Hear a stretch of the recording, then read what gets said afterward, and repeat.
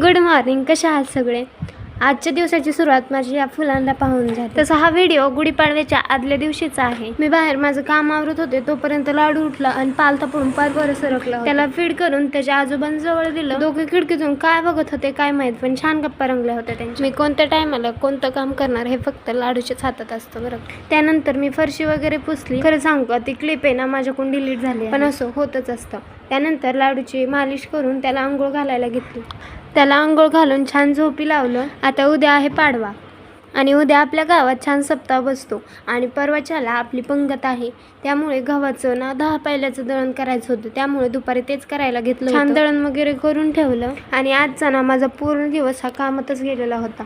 खूप दमायला झालेलं होतं. त्यामुळे चिवने छान चहा करून आणला होता. मस्त चहा बिस्किट एन्जॉय केलं. आणि आज माझी बहीण आणि ते पण आलेले होते यात्रेसाठी. आणि आज ना आमचा आठवडे बाजार सुद्धा असतो. मामांनी बाजार करून आणला होता आणि आम्हाला आहे ना भाज्या वगैरे छान निवडून ठेवाव्या लागतात, तरच आठवड्याभर टिकतात. आणि हां, काल ना मी गुढीपाडव्याचा फुल व्हिडिओ अपलोड केला आहे, तो सुद्धा बघा. लाईक करा, शेअर करा, कमेंट करा. चला भेटूया उद्या, तोपर्यंत बाय.